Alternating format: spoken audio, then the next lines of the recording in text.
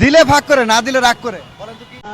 দিলে ফাঁক করে, এটা তো অনেক জিনিস হইতে পারে। দিলে ফাঁক করে, না দিলে রাগ করে। 4 ঘন্টা অফার আসে মানে নাইট করার জন্য, দিয়ে মানে দিনে যাচ্ছে ভালো পজিশন আছে। আজকে দর্শকরা আমাকে চিনতে পারতেছে না।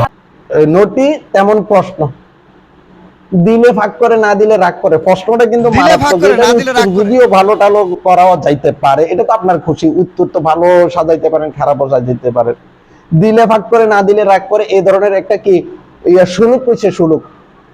তো এটি কিন্তু এক কোয়ালিটির। ইতি এক সাক্ষাৎকার দেখলাম সুকমারানির, ইতি কইতাছে যে ইতি 1 ঘন্টা নাইটের লাই বলি ইতিরে 5 লাখ টাকা দেওয়ার জন্য অফার করে। আর মারে মা, মানুষের রুচির দুর্ভিক্ষ এত চলে, কোন কোটিপতির সেটের বালা আসে তোরে এই সুন্দর মারাত্মক রূপে 1 ঘন্টা নাইটে তোরে 5 লক্ষ টাকা সাদে। তো ইতরে প্রশ্ন করতেছে, ইতরে সুলুক দিতেছে, ধা ধা ধা ধা ধাঁধা দিতেছে, দিলে ভাগ করে না দিলে রাগ করে। এটা কি তাহলে? যদি এটা কইতে পারোস তোরে 500 টাকা দিয়াম। অনমাই হিতি কইতে চাইতেছে যে আরে 500 দিয়ে দিবি, আচ্ছা কই কইলামো। ওমা হিতি আর হারেন না।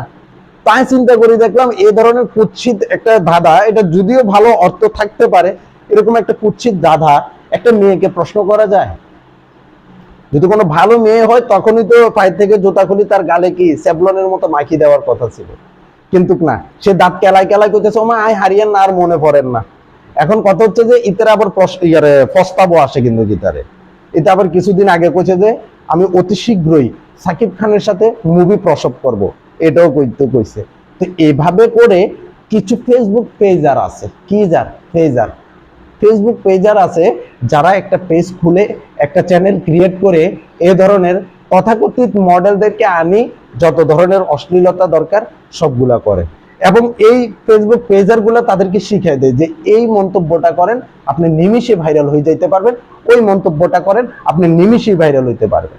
আপনি মনে করিয়েন না যে আমরা ভিডিওতে যা দেখি যে এই গাভিনেত্রী গুলো উল্টাপাল্টা বক্তব্য দেয়, তথাকথিত মডেল গুলো উল্টাপাল্টা বক্তব্য দেয়, এটা বিশেষত তথাকথিত এই সাংঘাতিক নন্দিনীর ফুতেক কাজ কারবার।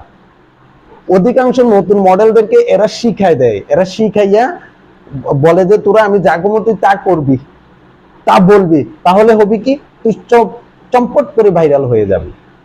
আর এই দেশের মানুষের বা এই দেশের নারীদেরকে সবচেয়ে বেশি যে রোগটাই পাইছে সেটা হচ্ছে ভাইরাল রোগ। এই ভাইরাল রোগটাই মানুষকে অশ্লীলতার চূড়ান্ত পর্যায়ে পৌঁছায় দিচ্ছে। এবং শুধু পৌঁছাই দিচ্ছেই না, তারা ভুলেই যায় তারা একটা সমাজে বসবাস করে, একটার পরিবারের থেকে তারা উঠে আসছে, যে পরিবারের আলাদা একটা সম্মান আছে, তারা এটা ভুলেই যায়।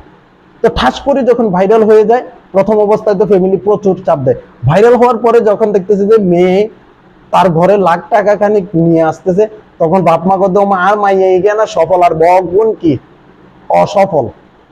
এভাবে করে ভাইরাস রোগেই আমাদেরকে একদম শেষ করে দিচ্ছে, সমাজটাই হয়ে যাচ্ছে ভাইরাসে আক্রান্ত।